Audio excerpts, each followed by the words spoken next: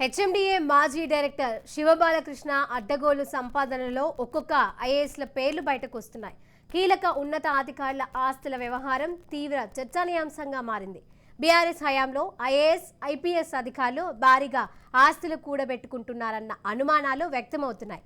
తాజాగా మరో కీలక రిటైర్డ్ ఐఏఎస్ అధికారి రజత్ కుమార్ భూముల వ్యవహారం హాట్ టాపిక్ గా మారింది.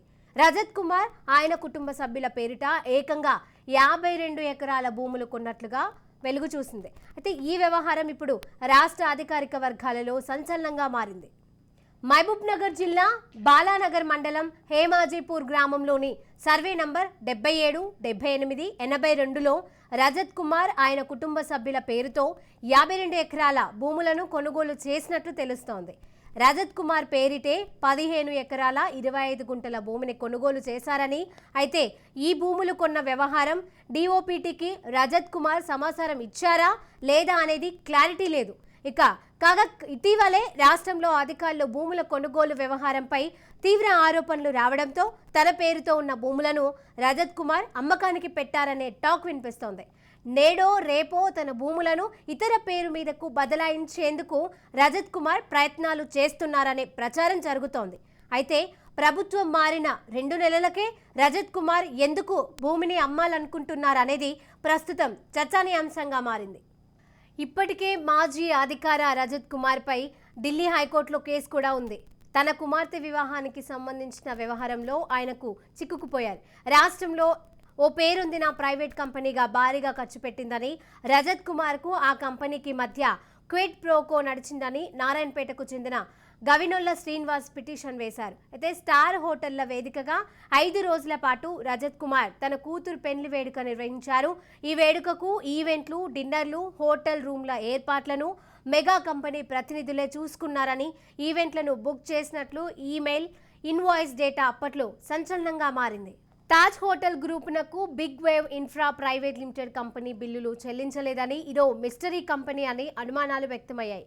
మెగాకు చెందిన వివిధ సంస్థల డైరెక్టర్లే ఇందులో ఉన్నారని, అందుకే ఈ పెళ్లి ఏర్పాట్లు, బిల్లులతో మెగా కంపెనీకి సంబంధం ఉందని చర్చ సాగింది. పెళ్లికి 5 నెలల ముందే హోటళ్లలో రూమ్స్ను బుక్ చేశారని, బుకింగ్ కోసం హోటళ్లకు మెయిల్స్ వెళ్లాయని, అంతకు 1 నెల ముందే బిగ్ వేవ్ ఇన్ఫ్రా కంపెనీని ఏర్పాటు చేశారని కూడా ఆరోపణలు వచ్చాయి. తాజ్ ఫలక్నామా ప్యాలెస్లో అతిథులకు రజత్ కుమార్ ఖరీదైన విందు ఇచ్చారని, ఒక్కో ప్లేట్కు 16,000 రూపాయల లెక్కన ఖర్చు అయిందని విమర్శలు తలెత్తాయి. అయితే మా సంస్థకు సంబంధం లేదని, వ్యక్తులు ఎవరైనా రజత్ కుమార్కు సహకరించి ఉంటారని కంపెనీ ప్రతినిధులు చెప్పడం కూడా అప్పట్లో సంచలనంగా మారింది. ఇదే అంశానికి సంబంధించి మరిన్ని అప్డేట్స్ మా ప్రతినిధి మహేందర్ అందజేస్తారు. మహేందర్, ప్రజలకు ప్రభుత్వానికి వారధిగా ఉండాల్సిన అధికారులే గత ప్రభుత్వంలో పక్కదారి పట్టారు. ఏకంగా ఎకరాలకు ఎకరాలు కొనేశారు. అయితే అవన్నీ అధికారికంగా లెక్కలు చూపించారా అన్నది కూడా అనుమానంగానే ఉంది. అంతేకాకుండా టెండర్లు పొందిన బడా కంపెనీలే వారి ఇళ్లలో జరిగే పెళ్లిలకు సహకరించడం వంటి సంఘటనలు సొసైటీలో ఎలాంటి ప్రభావం చూపుతోంది?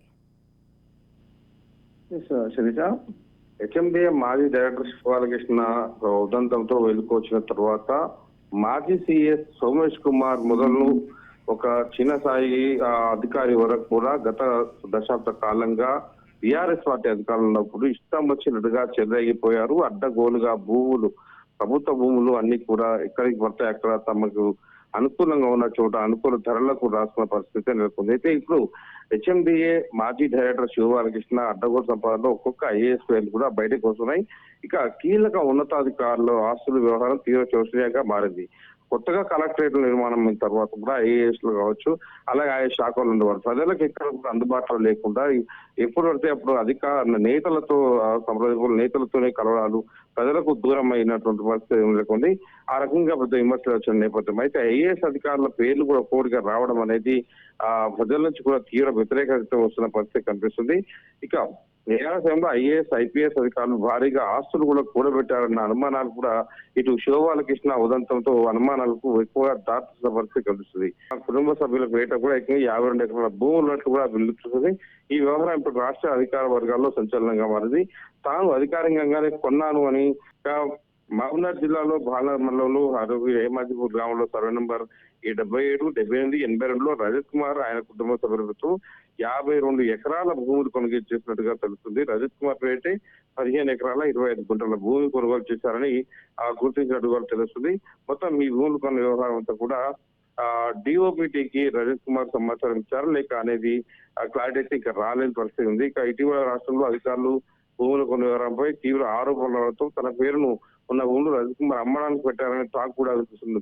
నేడు రేపు తన భూములు ఇతర పేర్ల మీద బదలాయించేందుకు రజత్ కుమార్ ప్రయత్నాలు చేస్తున్నారనే ప్రచారం కూడా జోరుగా కొనసాగుతుంది. అయితే ప్రభుత్వం మారిన 2 నెలలకే రజత్ కుమార్ ఎందుకు భూమి అమ్మాలనుకుంటున్నారనేది ప్రస్తుతం చర్చనీయాంశంగా మారింది. ఇప్పటికే మాజీ అధికారి రజత్ కుమార్ పై ఢిల్లీ హైకోర్టులో కేసు కూడా ఉంది. తన కుమార్తె వివాహానికి సంబంధించి వ్యవహారంలో ఆయనకు ఒక కేసు అయితే చిక్కుపోయిన పరిస్థితి కనిపిస్తుంది. ఇక రాష్ట్రంలో ఒక పేరొందిన ప్రైవేట్ కంపెనీ భారీగా ఖర్చు పెట్టిందని రజత్ కుమార్ కు ఆ కంపెనీకి మధ్య కిట్ ప్రోకో నడిచిందని ఇటు నారాయణపేటకు చెందినటువంటి జవనల శ్రీనివాస్ అనే వ్యక్తి పిటిషన్ కూడా వేశారు. స్టార్ హోటల్ వేదికగా 5 రోజుల పాటు రజత్ కుమార్ తన కుమారుడు కూతురు పెళ్లికి వేడుకను నిర్వహించారు. ఈ వేడుకకు ఈవెంట్లు, డిన్నర్లు, హోటల్ రూమ్లు అట్లాగే మొత్తంగా కూడా ఖర్చంతా కూడా ఏర్పాట్లను మెగా కంపెనీ ప్రతినిధులే చేసుకున్నారని కూడా ఈ ఈవెంట్ లో బుక్ చేసినట్టుగా కూడా ఈమెయిల్ ఇన్ వాయిస్ డేటా అప్పట్లో సంచలనంగా మారింది. తాజ్ హోటల్ గ్రూప్ కూడా big wave in pro private limited కంపెనీకి బిల్లులు చెల్లించిందని ఇది ఒక మిస్టరీ కంపెనీ అని కూడా అనుమానాలు వ్యక్తమవుతున్న పరిస్థితి కనిపిస్తుంది. ఆ మెగా కంపెనీ ఇచ్చినటువంటి పెళ్లికి 5 నెలల ముందే హోటల్ రూమ్స్ కూడా బుక్ చేశారని, బుకింగ్స్ కోసం హోటల్ మెయిల్ వెళ్ళాయని, అంతకు ఒక నెల ముందు కూడా వేవ్ ఇన్ ప్రో కంపెనీకి కూడా ఏర్పాటు చేశారని ఆరోపణలు వచ్చాయి.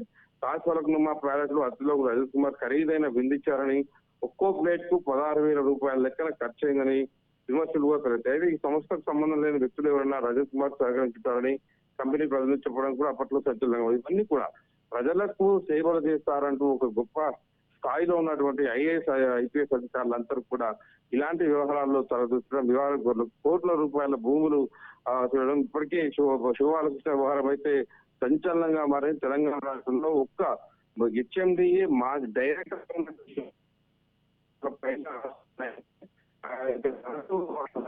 వారెవరు, ఇంకా తనకన్నా ఉన్నత స్థాయి అధికారులు ఎవరెవరు, తనతో పాటు పనిచేసుకున్న వారెవరు, కింది స్థాయి పై స్థాయి అధికారులు, అలాగే లబ్ధి పొందినటువంటి కంపెనీలో అన్ని పెట్టినా కూడా ఆరాలు తీసుకునే పరిస్థితి కనిపిస్తుంది. దాంట్లో భాగంగానే ఒక్కొక్క కలెక్టర్, ఒక్కొక్క ఐఏఎస్ అధికారి పేర్లు కూడా శివబాలకృష్ణ చెప్తూ వస్తున్నారు. ఇక విచారణ అయితే కొనసాగుతూనే ఉంది. మరి తన విచారణ పూర్తయ్యేసరికి ఇంకా ఎంతమంది ఐఏఎస్ అధికారుల పేరు, ఐపీఎస్ అధికారుల పేరు, ముఖ్య నేతల పేర్లు చెప్పే అవకాశం ఉందో వేచి చూడాల్సిన పరిస్థితి ఉంది. ఇంకా ఉన్నాయని అనుమానాలు కూడా పెద్ద ఎత్తున వస్తుంది.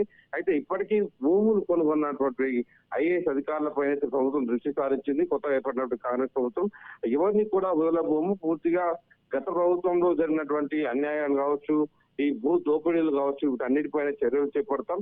ఖచ్చితంగా వీటన్నిటిని కూడా రికవరీ చేసే ప్రయత్నంగా చేస్తామన్నట్టుగా చెప్తున్న నేపథ్యంలో ఐఏఎస్ అధికారులు తొందరపడి ఇప్పటికిప్పుడు తమ చేసిన తప్పులను సరిదిద్దుకోవడానికి ఉన్నటువంటి భూములు కూడా అమ్మకానికి పెట్టాలని కూడా తెలుస్తుంది అని తెలిసే తను భూములను అమ్మకానికి పెట్టినట్లుగా తెలుస్తోంది, అంతేనా? ఖచ్చితంగా ఒక రజత్ కుమారే కాదు, ఇక ఇతర ఐఏఎస్ అధికారులంతా కూడా లోపల అంతా కూడా సర్దుకున్న పరిస్థితి కనిపిస్తుంది. ఎక్కడ తమ పేరు బయటకు రావద్దని ఒకవైపు, కొంతమంది అయితే ఇప్పుడు అధికారులు ఉన్నటువంటి మంత్రులను సైతం కలవడానికి ప్రయత్నాలు చేస్తున్నట్టుగా తెలుస్తుంది. కానీ కొత్తగా రాష్ట్రం వచ్చినటువంటి ప్రభుత్వం ప్రక్షాళన దిశగా అడుగులు వేస్తున్న నేపథ్యంలో ఈ పాపం బురద తమకు అంటకుండా ఉండడానికి తమంతా కూడా ఎవరిని కూడా కలవడానికి సమయం అయితే ఇవ్వడం పరిస్థితి అన్నట్టు కూడా తెలుస్తుంది. కొంతమంది ఐఏఎస్, ఐపీఎస్ అధికారులందరూ కూడా గత ప్రభుత్వంలో చెరుడైపోయిన అంతా కూడా కొత్తగా ఏర్పడినటువంటి ప్రభుత్వ నేతలను, ప్రభుత్వం ఉన్నటువంటి అధికారులను, మంత్రులను కలిసేందుకు చాలా వరకు ప్రయత్నాలు చేస్తున్నా కూడా కాంగ్రెస్ ప్రభుత్వం, రేవంత్ రెడ్డి ప్రభుత్వం అయితే చాలా సీరియస్ గా ఉన్న నేపథ్యంలో ఎవరికి కూడా ఈ గత 10 ఏళ్లుగా చూసినప్పుడు ఈ అన్యాయాలు, ఆక్రమణలకు పాల్పడిన వారందరినీ కూడా దూరం పెట్టాలనే ఆలోచనతో ఉంది.